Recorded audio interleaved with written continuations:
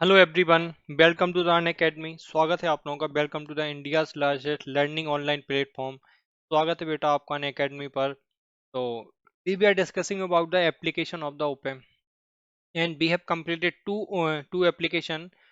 One is voltage comparator and second one is non-inverting amplifier. Actually we are studying about the negative feedback application and हमने वहां पर दो application देख चुके हैं पिछले लेक्चर में। कौन कौन से? वोल्टेज कंपरेटर, जो आपका वोल्टेज कंपेयर करता है, जो आपका एप्लीकेशन था विथआउट फीडबैक वाला।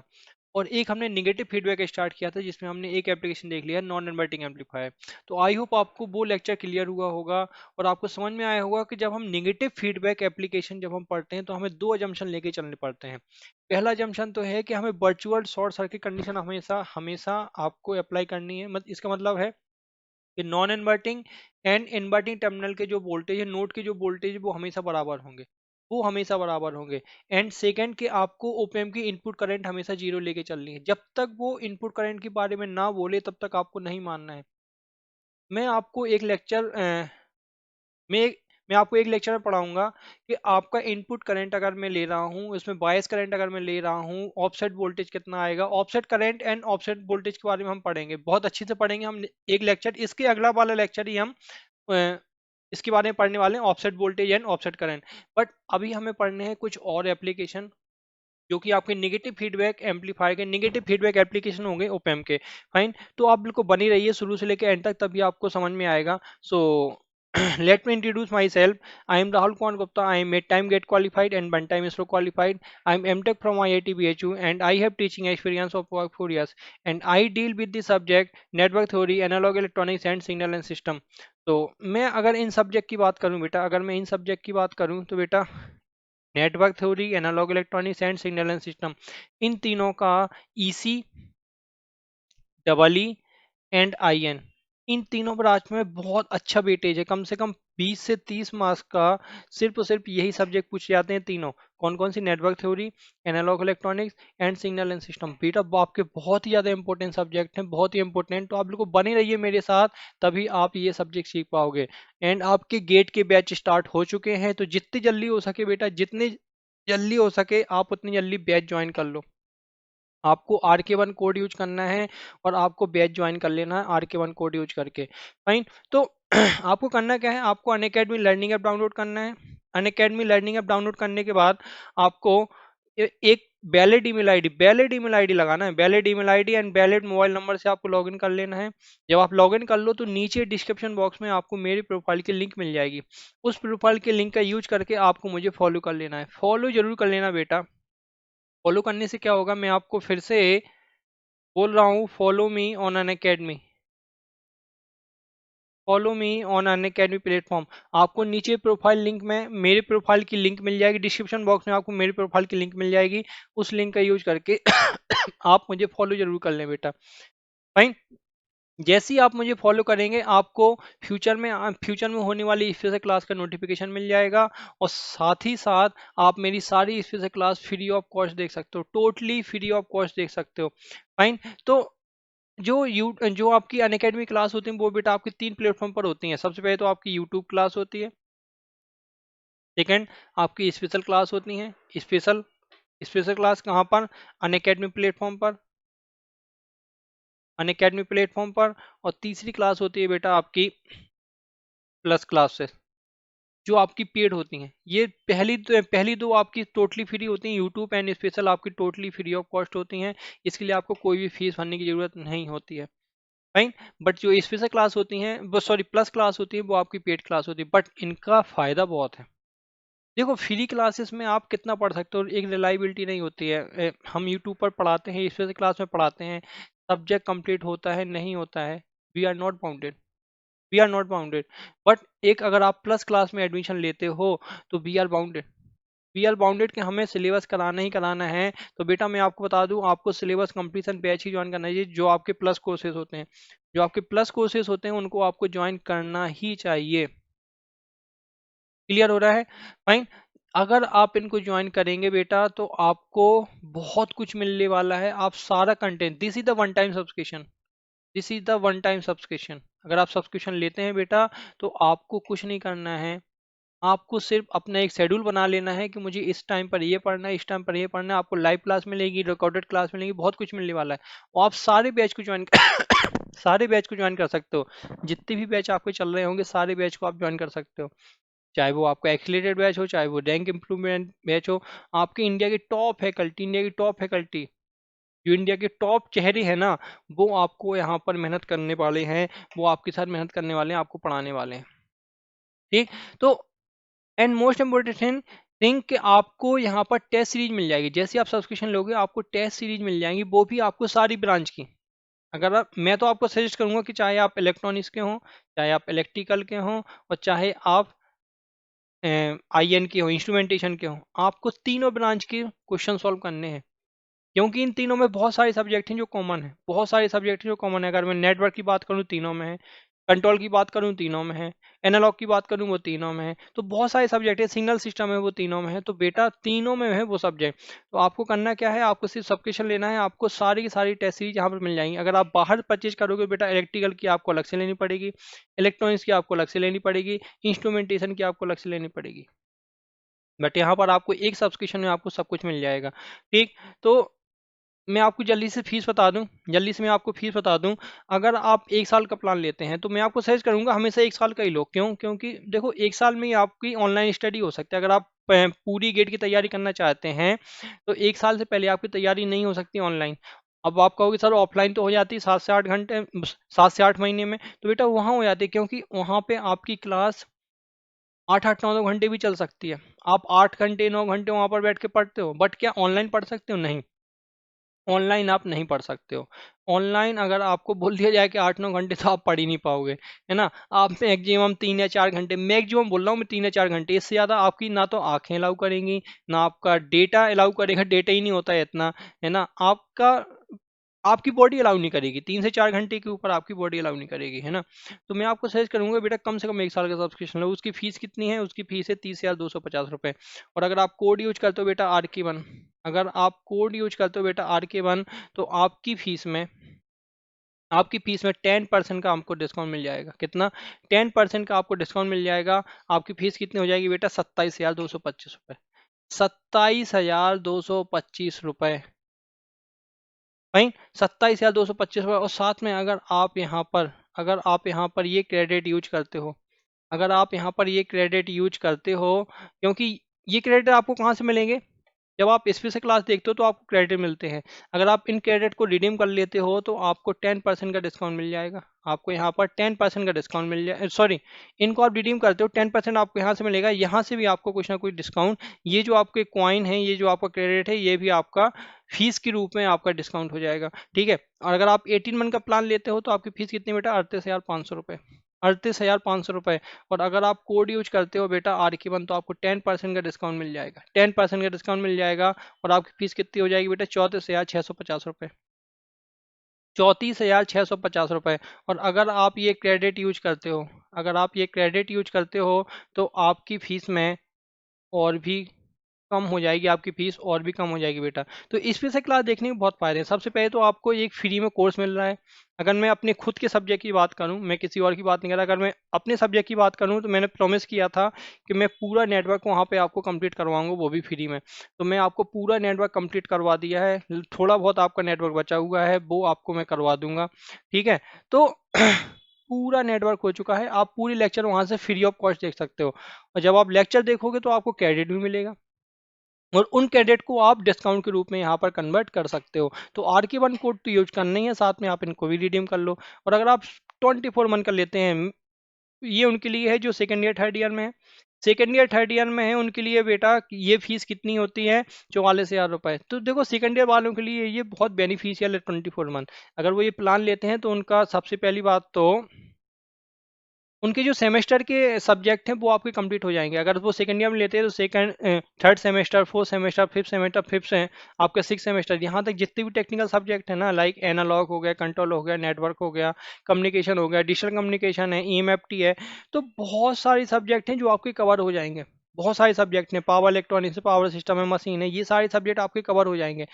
तो गेट की तैयारी तो हो ही जाएगी, साथ में आपका सेमेस्टर, आपका जो बेस है ना, वो बहुत अच्छा हो जाएगा। तो अगर आप सच में मतलब अभी आप कॉलेज गोइंग स्टूडेंट है, सेकंड ईयर के हैं, तो बेटा आप ये 2 साल का प्लान जरूर ले लो। 44,000 रुपये फीस है, बट आप कोड यूज करोगे बेटा RK1, तो आपको 10% का इंस्टेंट डिस्काउंट मिलेगा। और आपकी फीस कितनी हो जाए कितनी हो जाएगी? 39,600 रुपये, 39,600 रुपये। और अगर आप इन क्रेडिट का यूज कर ले तो आप रिडीम करके कितना कर पाओगे आप? रिडीम करके आपकी फीस हो जाएगी बेटा और भी कम हो जाएगी। भाई तो ये आपके सब्सक्रिप्शन थे। ये आप अपने अकॉर्डिंग जो जो भी आपको सहूलियत पड़ी, जितना आप एफर्ट कर सकते हो, जितना आप करना चाहते हो, आप अपने अकॉर्डिंग ये सब्सक्रिप्शन ले लो। आपको मिल क्या क्या जाएगा?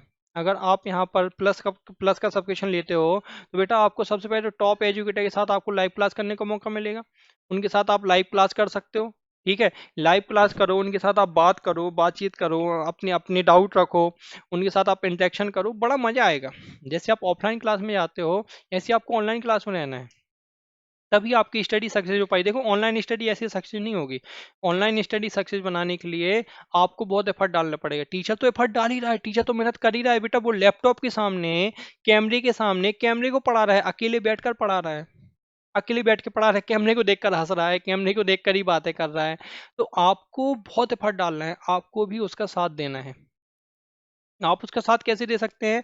आप उसके सारे क्वेश्चन के आंसर करो, आप उसको रिस्पॉन्स करो, अगर वो यस और नो में रिस्पॉन्स मांगता है आप उसको यस और नो में रिस्पॉन्स करो, उसके साथ आप इंटरेक्शन करो, बातचीत करो, जैसे आप ऑफलाइन क्लास में करते हो। थोड़ा सा हंसी मजाक करो, तभी आपकी क्लास ना एनवायरनमेंट बहुत अच्छा हो जाएगा, मजा आ जाएगा बिल्कुल। ठीक है, अपने आप डाउट पूछो, जो भी आपकी क्रांतिकारी विचार आते हैं उसको आप पूछो। मतलब आपको लगेगा ही नहीं कि मैं कहीं और बैठ के पढ़ रहा हूँ, आपको लगेगा कि हाँ घर पर बैठ के पढ़ रहा हूँ, कोई मुझे बढ़िया तरीके से पढ़ा रहा है। अगर वो लाइव पोल में क्वेश्चन देता है तो उसके आप आंसर करो। ठीक है, उनसे बोलो सर क्या मैं सही हूँ या फिर गलत हूँ, वो आपको बताएंगे, आपको सॉल्यूशन बताएंगे। टेस्ट सीरीज में पार्टिसिपेट करो, चैंपियनशिप में पार्टिसिपेट करो, साथ में आप पीडीएफ फॉर्म में नोट्स डाउनलोड कर लो।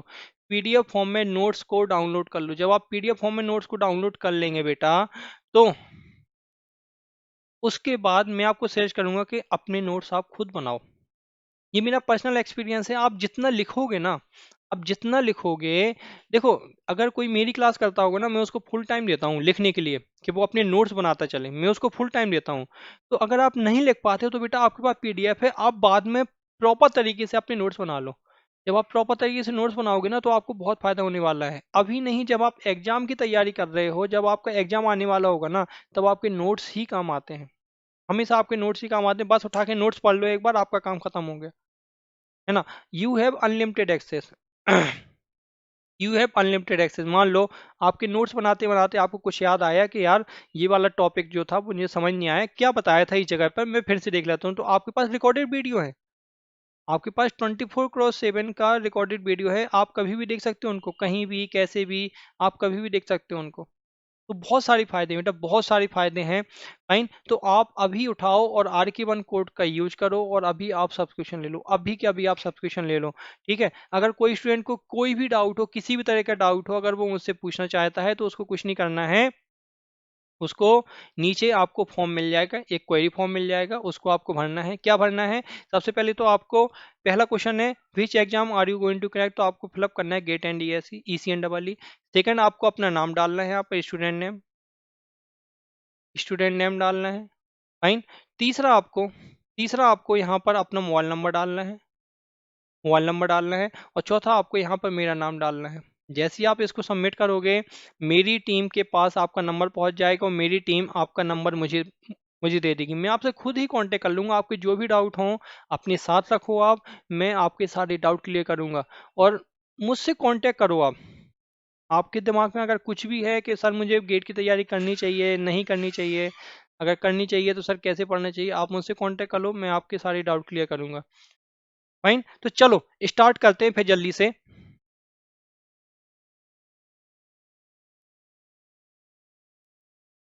स्टार्ट करते हैं application of op-amp.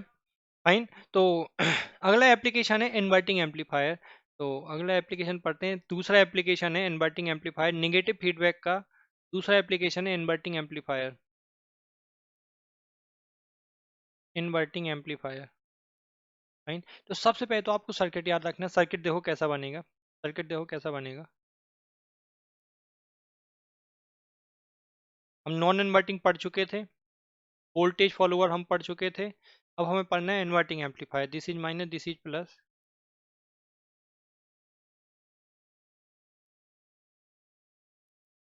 Is B I,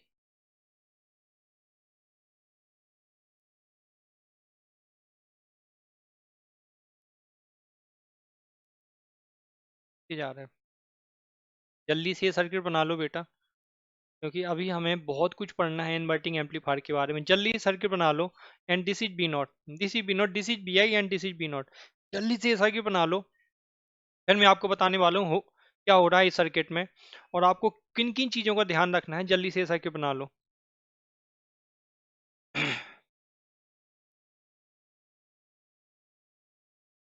I hope circuit बना लिया होगा। चलो सर्किट भी बनाते रहो, सुनते भी रहो। कि आर एफ, जैसे आपका नॉन इन्वर्टिंग में आर एफ एंड आर क्या बनाए थे, एक निगेटिव फीडबैक बना रहे थे। वहां पर मैंने आपको डिस्कस किया था कि कैसे आपको पहचानना है किसी भी सर्किट में कि उसमें निगेटिव फीडबैक है या फिर पॉजिटिव फीडबैक है। अब मैं बार बार उस चीज को रिपीट नहीं करूंगा। फाइन। अब आपको पता होना चाहिए कि हमें कैसे किसी भी सर्किट में चेक करना है, कैसे टेस्ट करना है कि उस सर्किट में निगेटिव फीडबैक है या फिर पॉजिटिव फीडबैक है। कि आप अगर आउटपुट बढ़ाने पे आपका फाइनल आउटपुट फिर से बढ़ जाता है, अगर आप इनिशियल आउटपुट बढ़ाते हो और आपका फिर से आउटपुट बढ़ जाता है, फर्दर आउटपुट बढ़ जाता है, तो वहां पर आपका पॉजिटिव फीडबैक होगा। और अगर आउटपुट बढ़ाने पर आपका फर्दर आउटपुट डिक्रीज होता है, तो वहां पर निगेटिव फीडबैक होगा। तो हमने वहां पर एक प्रोसीजर पढ़ी थी नॉन इन्वर्टिंग एम्पलीफायर में, वही प्रोसीजर आपकी हर सर्किट में फॉलो होगी। तो यहाँ पर क्या होगा, R F and R create create negative feedback. R F और आर क्या बनाएंगे बेटा, एक निगेटिव फीडबैक बनाएंगे। अब सुनेंगे due to due to virtual short circuit due to virtual short circuit voltage of अगर मैं बोलूं इस नोड को बोलूं A, voltage of node A becomes zero, becomes zero. अब सुनेंगे तो अगर नोड ए का वोल्टेज जीरो हो गया तो इसी को हम क्या कहते हैं, वर्चुअल ग्राउंडिंग। इसी को हम क्या कहते हैं, virtual grounding. So node A is said to be is said to be virtually grounded, said to be virtually grounded because its voltage has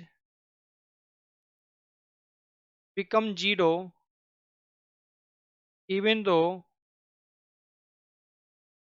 it is physically not grounded, it is physically not grounded. अब हमें देखना ये है कि physically grounded और virtually grounded में क्या difference है।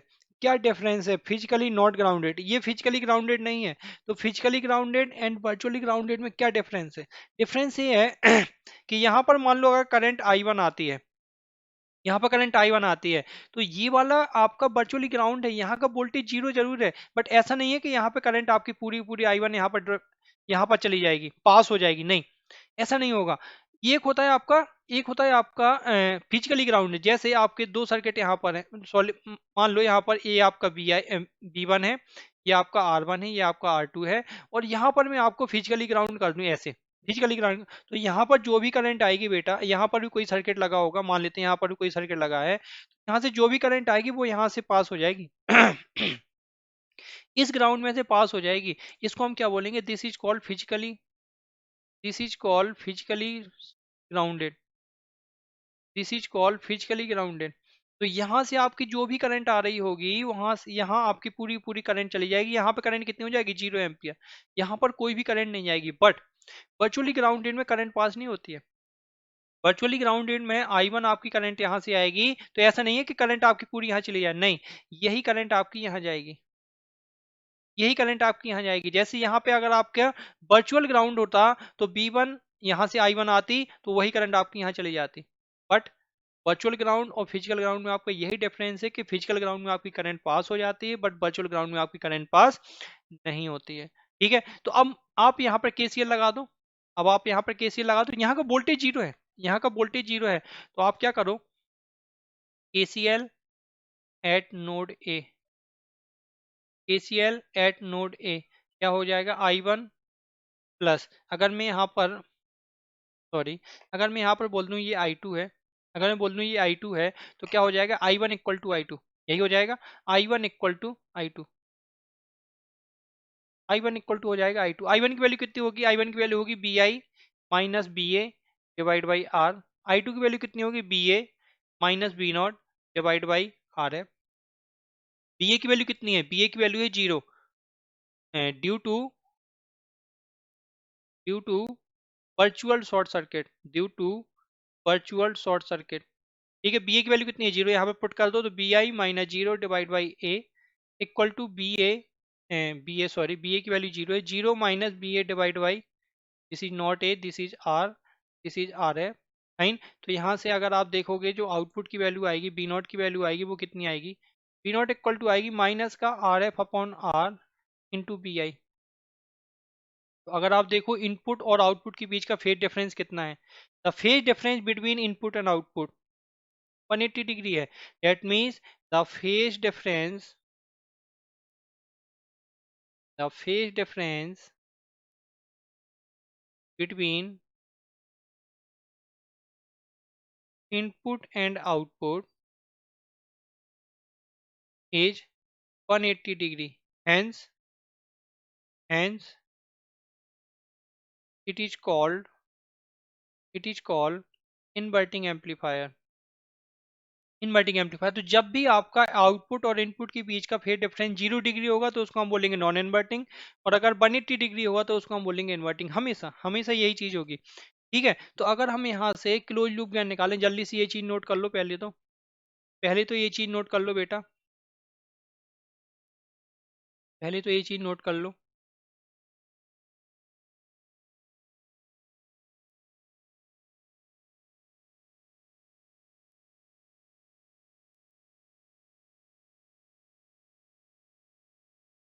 फाइन, तो अब देखो क्लोज लूप गेन अगर निकालेंगे B not upon B I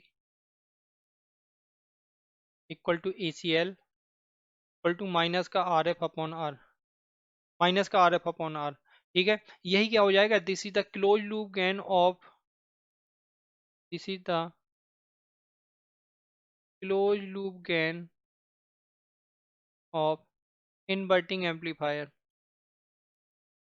of inverting amplifier. Fine, अगला हमें क्या निकालना होता है, अगला हमें निकालना होता है बेटा इसका इनपुट रेजिस्टेंस कितना होगा। तो इनपुट रेजिस्टेंस निकालने की कोशिश करते हैं जरा, इनपुट रेजिस्टेंस निकालने की कोशिश करते हैं।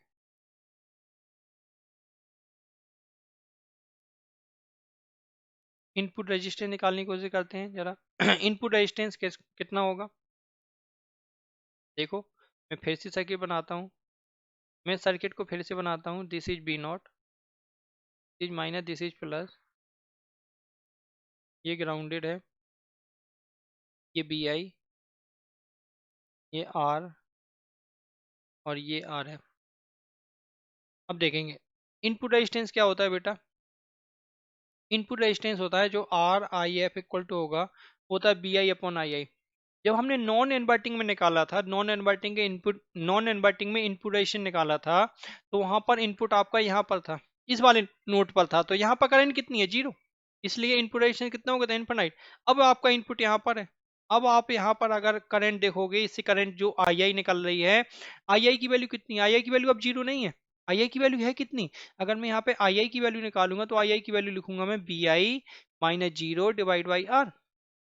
इसका मतलब आर आई एफ कितना हो जाएगा, B I divide by R, that means R I F equal to कितना हो जाएगा, ओनली आर।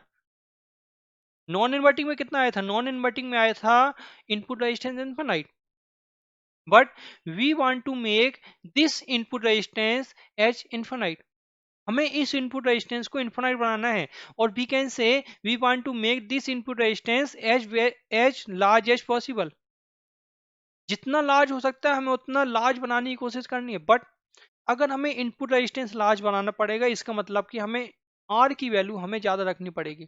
अगर हम चाहते हैं कि इनपुट रेजिस्टेंस आपका मेगा ओम में हो, तो आपकी आर की वैल्यू मेगा ओम में होनी चाहिए। कितनी चीज क्लियर हो रही है, तो मैं यहाँ पे क्या लिख रहा हूँ, ध्यान सुनेंगे, obtain to obtain high input resistance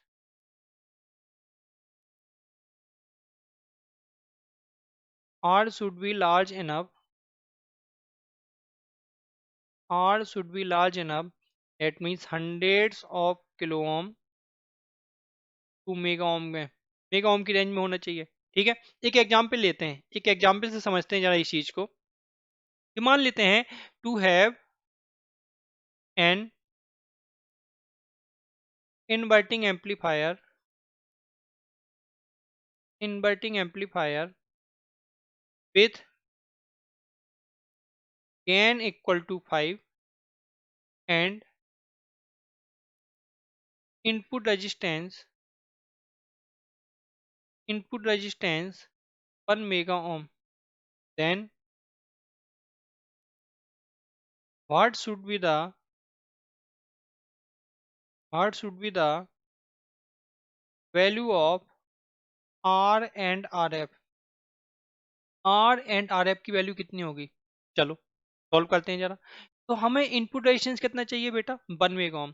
और अगर इनपुट रेजिस्टेंस 1 मेगा ओम चाहिए मेरे दोस्त, तो बिल्कुल आपको आर की वैल्यू कितनी रखनी पड़ेगी? 1 mega ohm, because the input resistance of inverting amplifier is nothing but R. और अगर इसकी वैल्यू 1 मेगा ओम है तो आर की वैल्यू कितनी होनी चाहिए? 1 मेगा ओम होनी चाहिए। बट करस्पॉन्डिंगली आपको गेन की वैल्यू भी ग्रेटर देन 1 चाहिए हमेशा।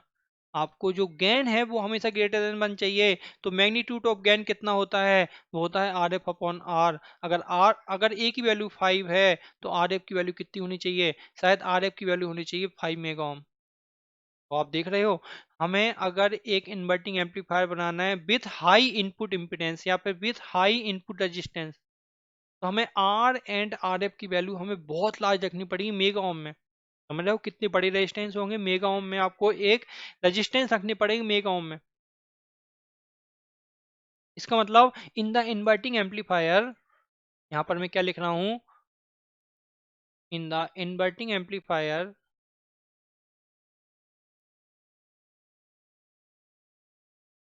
Inverting amplifier to have, to have large input resistance and large voltage gain, large voltage gain, R and RF be large, should be large। Fine, ये चीज आपको समझ में आ रही है? जल्दी बता दो, ये चीज आपको समझ में आ रही है? अब हमें देखना है, अब हमें देखना क्या है कि इसमें आपका फीडबैक कौन सा है। तो मैंने आपको फीडबैक टोपोलॉजी पढ़ाई हुई है।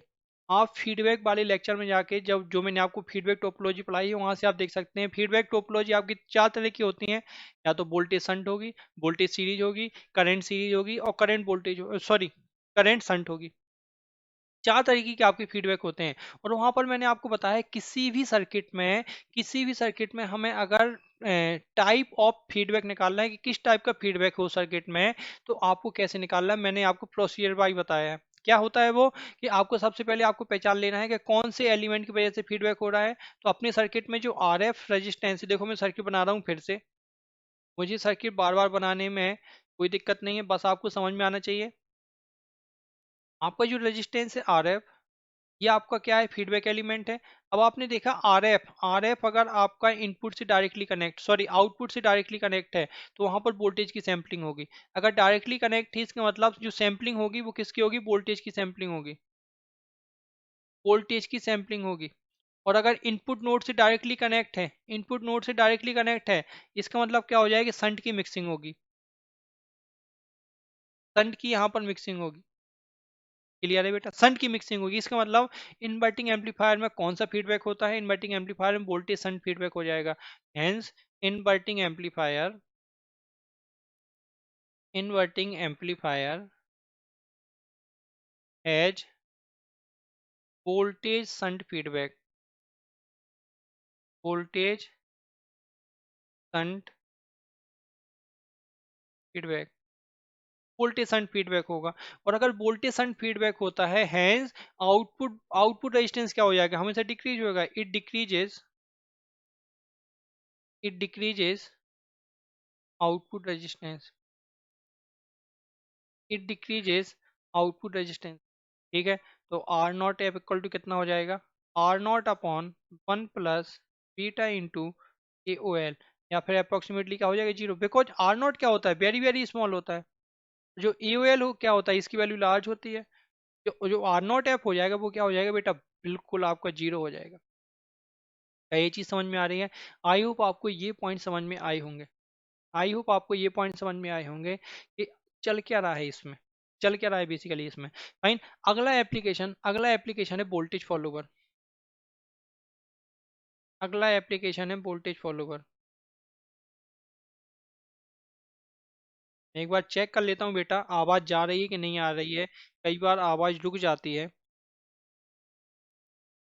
हेलो, हेलो, हेलो, यस आवाज आ रही है, बिल्कुल परफेक्ट आवाज आ रही है। फाइन। तो अगला एप्लीकेशन है बेटा वोल्टेज फॉलोवर। सबसे पहले मैं आपको सर्किट बना के दिखाता हूँ, सर्किट कैसा बनेगा। सर्किट बनाता हूँ मैं।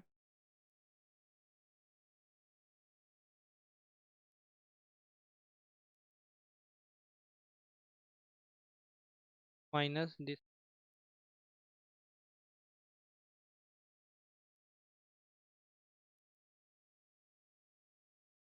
जल्दी से सबसे पहले तो ये सर्किट बना लो, and this is B I. जल्दी से सबसे पहले तो ये सर्किट बना लो। तो देखो, अपने एनालॉग सर्किट में तीन तरीके के फॉलोवर होते हैं, मैं आपको बार बार बता चुका हूँ। एक तो वोल्टेज फॉलोवर जो जो आपके सामने है। एक होता है आपका इमीटर फॉलोवर जो कि होता है कॉमन कलेक्टर एम्पलीफायर। और एक होता है आपका सोर्स फॉलोवर जो होता है कॉमन ड्रेन एम्पलीफायर। ठीक है, तो ये है आपका वोल्टेज एम्पलीफायर जो किससे बनता है, ओपन से बनता है। बोल्ट, और इन तीनों फॉलोवर की प्रॉपर्टी सेम होती हैं। इन तीनों फॉलोवर में आपके feedback, type of feedback same होता है, और एप्लीकेशन भी सेम होते हैं।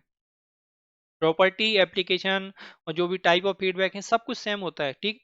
चलो सर्किट बना लिया होगा। अगर मैं बोलूँ इस नोड को ए, इस नोड को मैं अगर मैं ए बोल दूं, तो due to virtual short circuit B A equal to हो जाएगा B I, equation number 1। And due two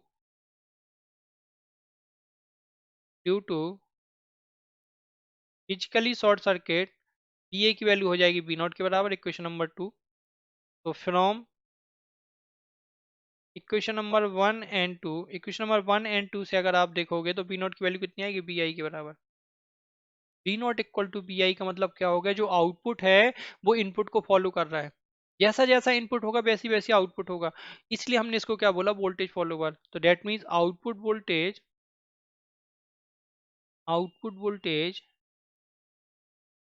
follows input voltage, circuit is called, hence circuit is called voltage follower. इसलिए हम सर्किट को क्या बोलेंगे बेटा, voltage follower. Voltage follower, voltage follower. अब देखो इसका अगर मैं क्लोज लूप गेन निकालूं, V not upon B I कितना आएगा, V not upon B I आएगा A C L equal to 1। A C L equal to 1। अगर आप इस सर्किट को ऑब्जर्व करो, जरा देखो इस सर्किट को अगर आप ऑब्जर्व करो, तो क्या ये सर्किट एक नॉन इन्वर्टिंग एम्पलीफायर की तरह नहीं दिख रहा है, क्योंकि इनपुट और आउटपुट के बीच का फेज डिफरेंस कितना है बेटा, 0 डिग्री। अगर इनपुट और आउटपुट के बीच का फेज डिफरेंस 0 डिग्री है, और फीडबैक कैसा है, यूनिटी। फीडबैक कैसा है, यूनिटी। सॉरी फीडबैक नहीं, गेन। गेन कैसा है आपका, यूनिटी। तो क्या मैं इसको ऐसे नहीं बोल सकता हूँ, unity gain non inverting amplifier. Unity gain non inverting amplifier. Yes मैं बोल सकता हूँ इसको। फाइन। हेंस देखो, इसको मैं क्या बोलूंगा, voltage follower. Voltage follower is also called unity gain non inverting amplifier. Non inverting amplifier. Fine. ये तो हो गया गेन के बारे में। अब हमें क्या निकालना है, इनपुट रेजिस्टेंस। इनपुट रेजिस्टेंस कितना हो जाएगा, इनपुट रेजिस्टेंस। इनपुट रेजिस्टेंस तो बड़ा सिंपल है ना, input resistance R I F equal to B I upon I I. But input current कितनी हो जाएगी, अगर मैं यहाँ से देखूँ इनपुट करंट कितनी होगी, इसमें इनपुट करंट तो जीरो होगी ना। और अगर इनपुट करंट जीरो होगी तो बी आई अपॉन आई आई कितना हो जाएगा, B I upon zero equal to infinite, मतलब इनपुट रेजिस्टेंस कितना हो जाएगा बेटा इसका, इन्फिनाइट। आर आई एफ एक हो जाएगा बेटा इन्फिनाइट, आर आई एफ हो जाएगा इन्फिनाइट। लास्ट, अब इसमें फीडबैक कौन सा होगा, तो इसमें जो फीडबैक होता है वोल्टेज फॉलोवर में, आप टाइप ऑफ फीडबैक जैसे हमने निकालना सीखा था, आप पिछले लेक्चर देख लेना फीडबैक वाले, वहां से आपको समझ में आ जाएगा कि किसी भी टाइप का फॉलोवर्स हो उसमें हमेशा वोल्टेज सीरीज फीडबैक होता है। कौन सा, voltage series feedback, voltage series feedback, and it decreases output resistance, it decreases output resistance. इसमें क्या हो जाएगा, आउटपुट रेजिस्टेंस क्या हो जाएगा बेटा, आपका डिक्रीज हो जाएगा। ठीक है, तो आर नॉट एफ फिर से क्या हो जाएगा, अप्रोक्सीमेटली जीरो के बराबर, क्योंकि ऑलरेडी आपका आउटपुट रेजिस्टेंस कम होता है और कम हो जाएगा, तो बेटा इसका आउटपुट रेजिस्टेंस लगभग लगभग कितना हो जाएगा, जीरो। फाइन। अब हमें इतनी चीज पता है कि close loop sorry gain bandwidth product हमेशा कांस्टेंट रहता है, गैन बैंडविड्थ प्रोडक्ट हमेशा कांस्टेंट रहता है, ACL into FCL equal to AOL into FOL, और इस ये किसके बराबर होता है, यूजीबी के बराबर है। आपने अगर इसके सारे लेक्चर देखे होंगे तो आपको समझ में आ जाएगा यूजीबी क्या है। यूजीबी कहलाता है बेटा यूनिटी गेन फ्रिक्वेंसी, जहां पर आपका गेन 1 हो जाता है। ठीक है, और एसीएल की वैल्यू कितनी है, एसीएल की वैल्यू 1 है, तो एफसीएल की वैल्यू कितनी हो जाएगी, एफसीएल की वैल्यू हो जाएगी यूजीबी के बराबर, एफसीएल की वैल्यू हो जाएगी बेटा यूजी के बराबर। That means voltage followers, voltage followers has bandwidth same as UGB, same as UGB. तो देखो हमें 3 फॉलोअर्स पढ़ने होते हैं। सबसे पहले तो हमने वोल्टेज फॉलोवर पढ़ा, वोल्टेज फॉलोवर। जब हम बीजेटी पढ़ रहे थे तब हमने क्या पढ़ा था, बीजेटी हमने पढ़ा था इमीटर फॉलोवर, इमीटर फॉलोवर। और जब हम एफईटी पढ़ेंगे तो वहां पे हम पढ़ेंगे सोर्स फॉलोवर, सोर्स फॉलोवर। ठीक है, तो इन तीनों की प्रॉपर्टी सेम होती है। सबसे पहले तो इनपुट रेजिस्टेंस क्या हो जाएगा इनका, लार्ज हो जाएगा। वोल्टेज गेन कितना हो जाएगा बेटा, यूनिटी हो जाएगा। आउटपुट रेजिस्टेंस क्या हो जाएगा बेटा, स्मॉल हो जाएगा या फिर जीरो हो जाएगा। एंड करंट गेन क्या हो जाएगी इनकी, लार्ज हो जाएगी। और तीनों में, इन सभी में कौन सा फीडबैक होता है, वोल्टेज सीरीज फीडबैक होता है। कौन सा, वोल्टेज सीरीज फीडबैक होता है। इन सबके एप्लीकेशन भी सेम होते हैं, बट सबसे ज्यादा प्रिसाइजली कौन होता है, सबसे अच्छा काम कौन करता है, सबसे अच्छा यूनिटी वोल्टेज गेन किसका होता है, सबसे ज्यादा लार्ज इनपुट रेजिस्टेंस किसका होता है, तो वो होता है बेटा आपका, जब आप ओपन से बनाते हो वोल्टेज फॉलोवर्स का, वोल्टेज फॉलोवर्स का। तो एप्लीकेशन भी सेम हो जाएंगे। क्या है इनके एप्लीकेशन, अगर मैं एप्लीकेशन की बात करूं, application of voltage follower,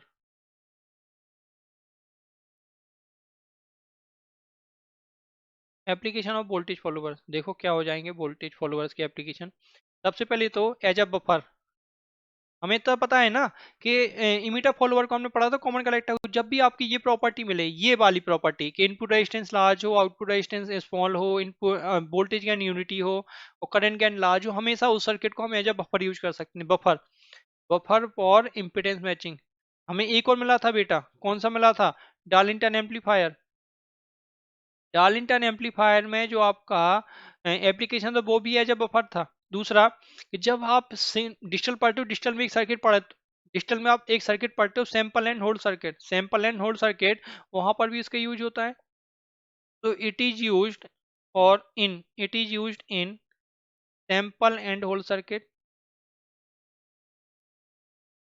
sample and hold circuit. And third one, third one, इसका बेटा यूज इंस्ट्रूमेंटेशन एम्पलीफायर में, अभी हम पढ़ेंगे इंस्ट्रूमेंटेशन एम्पलीफायर, तो इंस्ट्रूमेंटेशन एम्पलीफायर में यूज होता है, it is used in instrumentation amplifier, instrumentation amplifier बेटा। फाइन, तो ये इसके एप्लीकेशन है, ये इसके एप्लीकेशन है। आई होप आपको, देखो कोई भी सर्किट हो ना, ओपीएम के एप्लीकेशन में कोई भी सर्किट हो, आपको कितनी चीज याद रखनी है। सबसे पहले तो उसका सर्किट याद रखो, सर्किट याद रखने के बाद उसका गेन याद रखो, उसका गेन कितना आएगा, इनपुट और आउटपुट के बीच का रिलेशन कैसा होगा। अगर किसी, अगर वो दो सिग्नल को ऐड कर रहा है तो ऐडर हो जाएगा, सब्ट्रैक्ट कर रहा है तो सब्ट्रैक्टर हो जाएगा, मल्टीप्लाई कर रहा है तो मल्टीप्लायर हो जाएगा। तो ऐसे आपके सर्किट बहुत आएंगे। सर्किट आपको सर्किट दे देगा, बोल देगा इसका एप्लीकेशन क्या है। तो आपको सर्किट याद होनी चाहिए बिल्कुल अच्छी तरीके से। सर्किट अगर आपको याद है तब तो ठीक है, अगर नहीं याद है तब भी टेंशन मत लो, आप इनपुट और आउटपुट के बीच का रिलेशन निकाल लेना। और इनपुट और आउटपुट का रिलेशन निकालने के लिए आपको एनालिसिस पता होनी चाहिए, और एनालिसिस जानने के लिए आपको नेगेटिव फीडबैक, पॉजिटिव फीडबैक और काफी चीजें हैं, केसीएल केवीएल आपको पता होनी चाहिए। तो बिल्कुल ओपम बहुत ईजी है, ओपम से ईजी कुछ नहीं है। ओपम के जो क्वेश्चन होते हैं वो आपकी चुटकी में सॉल्व हो जाते हैं, है ना। तो बिल्कुल आप ओपम की जो अभी सीरीज चल रही है, ओपम की क्लास चल रही है, ओपम की एक एक क्लास आप अटेंड करिए। अगली क्लास में हम पढ़ेंगे बेटा input offset voltage and output offset voltage, मतलब ऑफसेट वोल्टेज एंड करंट के बारे में पढ़ेंगे हम। फाइन। तो जो भी स्टूडेंट बेटा अभी सीरियस हैं, जो भी स्टूडेंट अभी ज्वाइन करना चाहते हैं, तो जल्दी से अनअकैडमी ज्वाइन कर लो, जल्दी से जल्दी अनअकैडमी ज्वाइन कर लो बेटा। अनअकैडमी आप अगर ज्वाइन कर लोगे, आपको कोड यूज करना है बेटा RK1, तो आपको बहुत फायदा मिलने वाला है। आपके बैच स्टार्ट हो चुके हैं, आप अभी से अपनी गेट एंड IAS की तैयारी स्टार्ट कर दो। अगर आप RK1 कोड यूज करोगे तो आपको 10% का डिस्काउंट मिल जाएगा, और आप मुझसे पर्सनली कनेक्ट हो जाओगे बेटा, आप मुझसे पर्सनली कनेक्ट हो जाओगे। फाइन। आई होप आपको ये चीज समझ में आई होगी। So this is all about the today class. Thank you, thank you very much.